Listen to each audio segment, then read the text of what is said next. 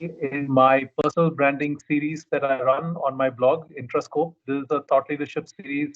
I talk to people about how they have gone about their lives, what have been their aspirations, challenges, the opportunities, the way they have gone about creating and curating their personal brands, careers, both professionally and personally. So before we Mhm. get started, it'd be great if you could quickly introduce yourself for our viewers.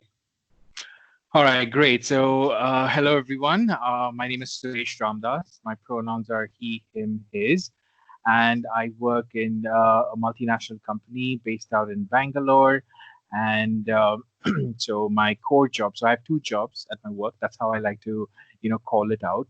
So, I work as a facilitator for part of one of the global organizations or global teams, and that is my core job or day job. And then I also have a gay job where I go ahead and lead the LGBT chapter for HPE India.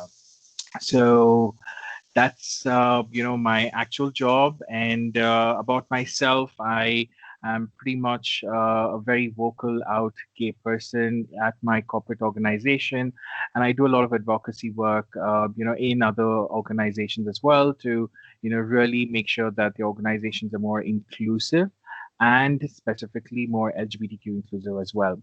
So yeah, that's I think a little bit about me. I think as we continue having this conversation, you'll get to know more. Great. I think you've been very humble about your background. I think you've been a great advocate for the LGBT cause, and that's great. I've seen you being very active, and it's been a journey. In fact, I've heard you speak during the NASCOM DNI summit and other Yes. places. So Yeah. great. So Yeah. let me begin by asking the first question. So, what, according to you, in your definition, how do you define what a personal brand is? I think for me, I mean, firstly, brand is something that you really market to kind of, take a cause or a conversation forward and, with some intent behind it. And if it's personal, then it becomes even more personal. And that's why it's personal branding, where, you really vouch for it, you stand for it, or you advocate for that. So for me, I think something that you really want to drive a conversation for a larger audience, and it can be society as a whole or people in the world, right? So that's what I call it as personal branding.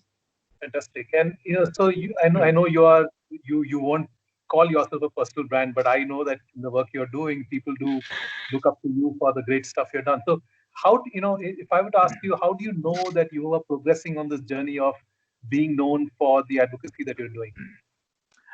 um First and foremost, yeah, I mean, every time people say, "Oh, you are a brand," and I'm like still wondering where is that.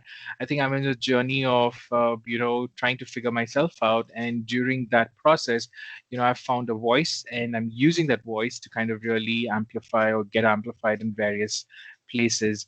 Um, so I think during this process, I think people have realized that, or they have approached me for some of these conversations that I'm having, and I'm slowly getting to understand that yes, I'm getting recognized or I'm getting noticed with the work that I'm doing. And I think that's the way that I'm kind of taking it forward. When people recognize, or even if somebody on my social media account comes and says thank you so much for doing what you're doing, I think that itself is kind of validating the work that I'm doing. I think that is where I would say my brand. I'm still kind of hesitant to say as my brand, but as what you're saying, yes, it's personal branding. So I would still say, yeah, maybe my brand is kind of growing and getting validation, in the Fantastic. form No, that I the work think that I'm doing yeah. is good. Yeah. Yeah, no, I agree. I mean, I think, you, everyone is a personal brand in our own right. So there is no doubt that you are one. So there are two keywords which I picked up from what you said. One is about having a voice, and the second Yeah. was, about validation. So Yeah. while, while you were going about, your journey, and if you can reflect about in your particular organization, which has been quite supportive in what you do, what are some of the steps you took to progress and make sure that this voice was heard? Um, I think before even stepping on to the fact that my organization was supportive, I think I had to you know do some of the things myself to be a lot more confident about what I'm really driving or what conversations I'm going to have. Right. So So for that I had to kind of get myself a little more educated. So I always believe in the fact that you need to be somewhere down the line an expert in the topic that you're going to be talking about. Mm. So I started kind of recognizing, learning, and participating in events which are very specific to LGBTQ people, Right. and then getting to understand the grassroots level issues. Mm. Because if I don't have that, then I Correct. cannot go ahead and talk about it to people in my organization. So I Correct. did that homework first. Mm. And then when I presented myself, so I presented as an out gay man in my organization, which they were very supportive and very happy. But at the same time, they were like, you know what, we really don't know a lot about the subject, so can you really educate us? So with that two-way conversation, so they empowered me also, that whatever I say is going to be looked into or spoken into. So I felt a lot more responsible as well, that any Mm. information that I present in the organization has to be validated, verified, and it should be authentic, right? So I think that's where how I think organizations should take this and move forward. It should be a two-way rather than just saying, no, whatever you say, we'll take it. But they also Correct. verified, validated as well. So I think that's how it kind of really took shape. And I was able to drive those conversations there. And all through this while, I was being authentic. If I didn't know something, I said I didn't know. If I knew something, I said, you know what, this is who I am, or this is what I'm really Mm. doing. Yeah. Fantastic. Yeah, and I like the word you used about responsible and being responsible Yes. for the content that you are sharing and what you're trying to achieve. So, if I would ask you, what are some of the attributes of a personal brand? So, how do people look at you and say what are some of those keywords that come to their minds about your personal brand, so to speak? I think for me personally, I come with, I think they identify Suresh now. Okay, now if I have to really think, I'm getting some of those words. I think one is being authentic, Right. right? And responsible. At the same time, committed, to this cause of really taking it forward, bringing the voice and all of that. Right. And I think these are the top three words that I'm kind of, it's kind of coming Yeah. to me now. Yeah. Fantastic. And so according to you, I mean, who is a personal brand? It doesn't have to be a celebrity or anything like that, but anyone that comes to your mind, and what characteristics do you admire about them? So for me, I think somebody that I really look up to on a very social media aspect terms, I think it would be Roger Federer. Yeah. Firstly, yes, we have a connection in the fact that he's a tennis player. I was also a tennis player. We have a passion, which is Great. tennis, Great. and I see that you know the dedication, the commitment, the focus that he's really put into, this sport, for Mm. the development of the sport. It's not only about him now, right? Right. So now he, as a person, yes, has really won so many accolades and titles and all of that. But then he's using that Mm. opportunity to really better something, which is the Mm. game that he really loves. Right. And also, he's working on various other aspects, Mm. like how to help the world in various Right. forms. So I think those are some of those things. I think it's commitment, love for what you're doing, which really shows up as passion as well. And yeah, the focus. Absolutely. In fact, I mean, glad you mentioned his name because even he's, I admire him a lot. He's quite humble. He's very committed to the Yes. game, and I noticed that he's also very connected to his family. I mean, it's not like Yes. he's, he doesn't keep that in mind when he's doing what he's Yeah. doing. So yeah, Yeah. that's a great point. Yeah, I And mean, there are so so many other things also about him, as what you rightly said. He's very family oriented, and the fact that again, he did have a brash, upbringing. I wouldn't say upbringing, but initial years, yeah, right? I yeah, think everybody goes through that whole process, but then he's again, made sure that now people adore him, respect him, look up to him as well. So I think that personal journey that he's gone through to be a much more responsible person as you grow, I think, and as you get the attention or the recognition, if you start kind of molding yourself to be in a person that you want others to really look up to. I think that's what he's. Yeah, there's somewhere. I think both of us are in that journey while he's way ahead. But I'm just kind of trying to be there. Yeah. Fantastic. So, if you could articulate some of the challenges that you faced along your journey, I mean, it could be both career and for personal and professional. And how did you, what are some of couple of them which you can talk about, and what are some of the ways in which you did to overcome it? Um, well, some of the challenges is, I think, the perception that people have about me. I think because I'm a little straightforward and I say certain things. Hmm. It would definitely not come out in a very negative way, but I Right. would be assertive. See, Hmm. assertive and being aggressive are two different things. So I Absolutely. know how to be assertive, and some of the times assertiveness really doesn't, being liked, Hmm. and but then you know what, there are some of these things where I cannot really change because that's who I am.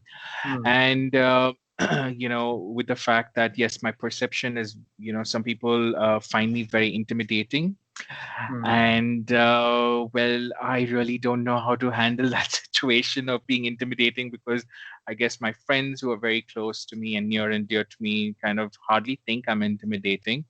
But then Hmm. that's the aura that I kind of really come out. I think it's my confidence and it's the way I really put myself out there where Right. people find it intimidating. Um, but at the same time, I am very approachable. Like, Hmm. so I try to work. So that was one of those things about being intimidating or being too confident, which, probably they feel that, oh my God. And I have this, process of building relationships Hmm. with people. So I'm more of, people, I wouldn't say people person, but then I like to interact with people and I love networking. So Hmm. be it even with higher ups in my organizations, I wouldn't hesitate to walk up to them and strike a conversation, Hmm. right? Because for me, I think they are there as a leader. So what is it that I can really learn from them? So I will get away with my shyness or my inhibitions and say, oh, should I meet them or no? But I will take that step forward, reach out, talk to them. And when other people see this, they feel, oh my God, probably Hmm. he's very well connected and look at the way he's going. So we need to, take a step back and see if we need to connect with Suresh.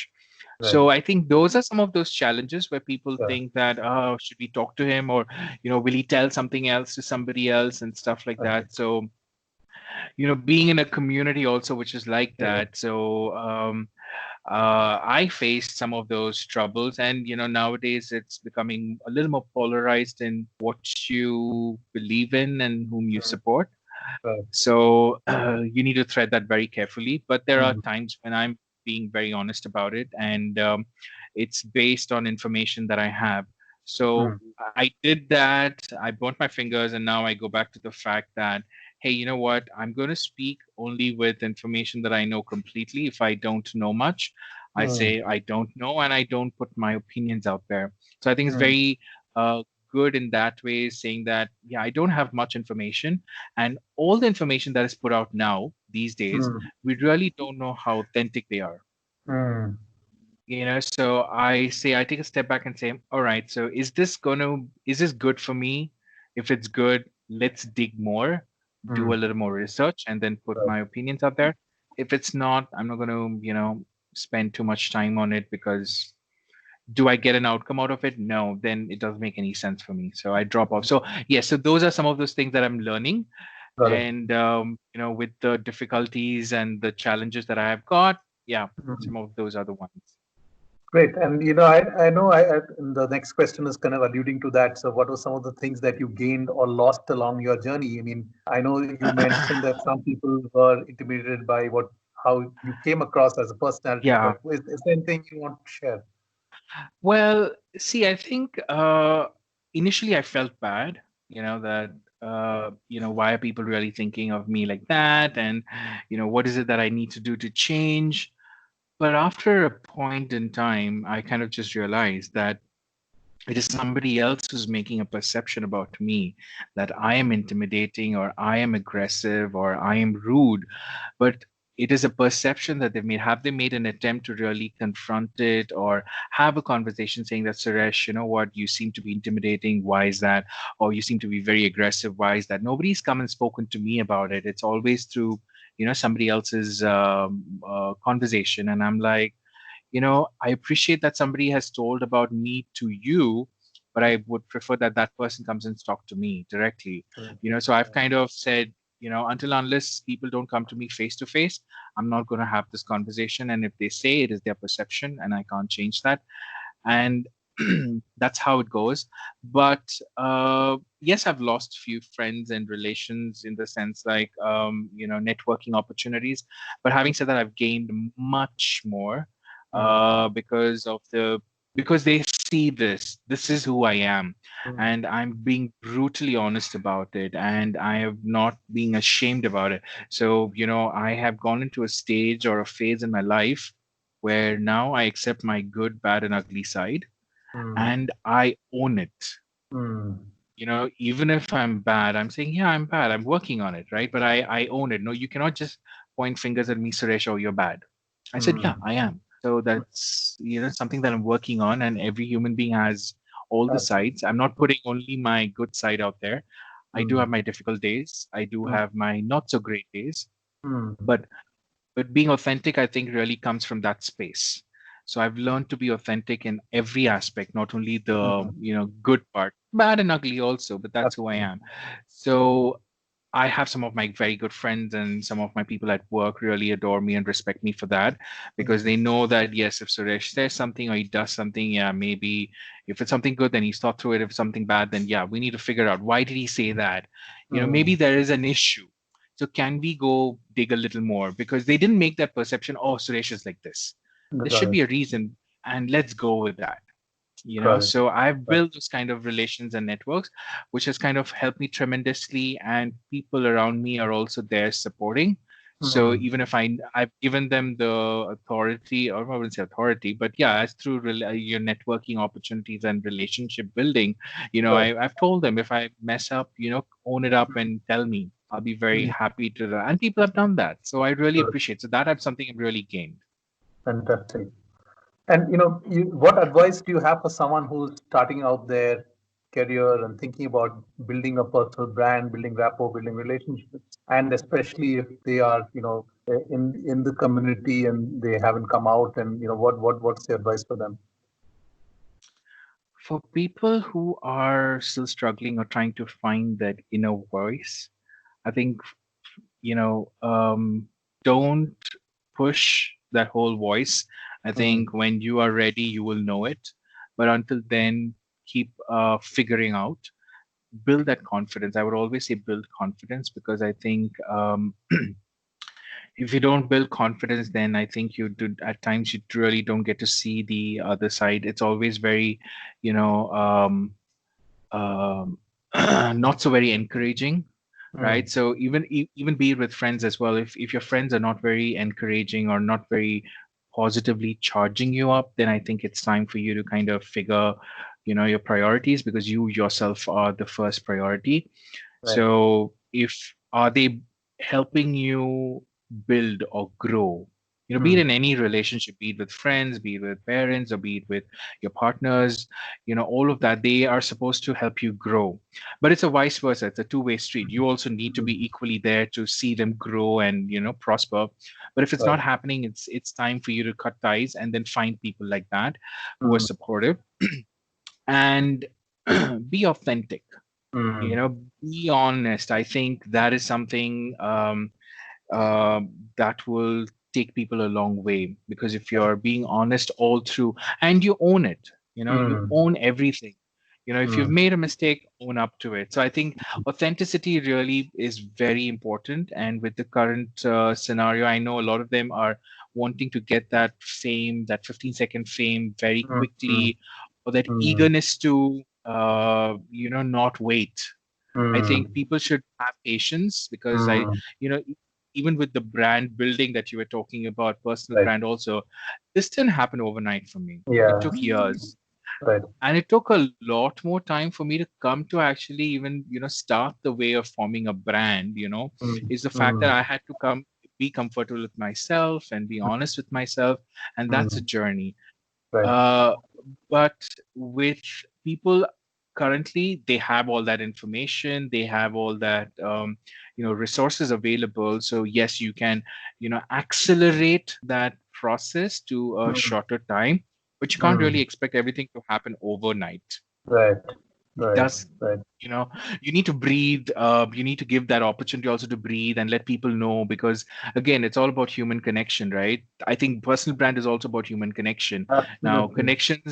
connections don't happen overnight, and if Mm. they happen overnight, then I always suspect that anything that happens too quickly, I suspect, because you really don't know. So this is something, I think it's kind of from my upbringing, that whatever comes in your hand quickly also goes out of your hand very quickly, right? So be it money, people, everything, relations, and all of that.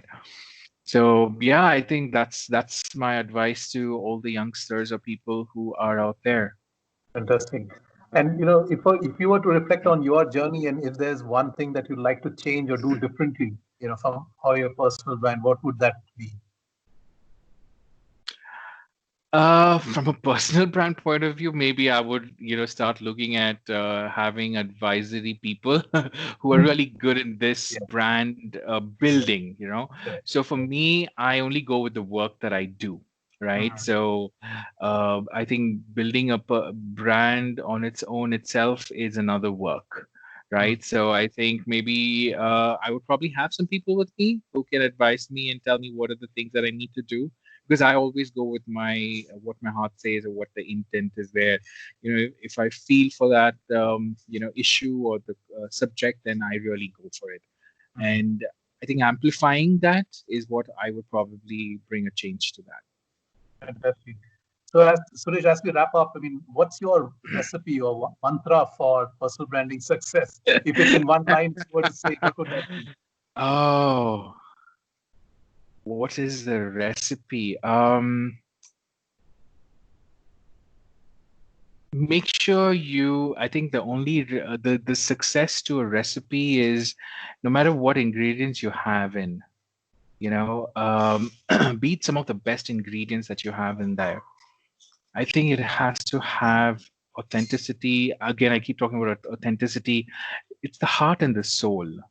Yeah. It should have the intent, Right. and intent comes with when you really feel for it, and you will feel for it is only when you are authentic to yourself and being honest to yourself. So I always tell this, you have the best ingredients, you probably have the best people around you, you have the best ideas, you have the best requirements and all of that.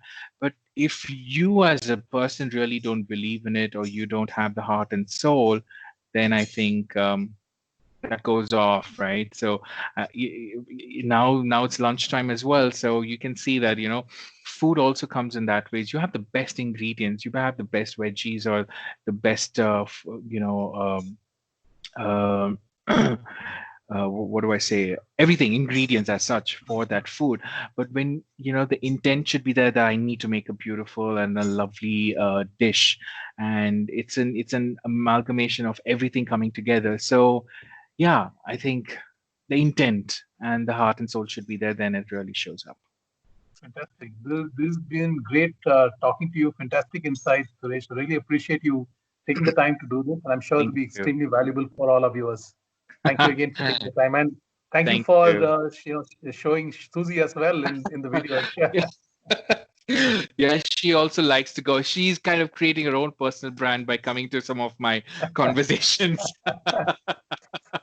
Great. All right then. Thank you so much. All right. Thank you so much, Anisa, for inviting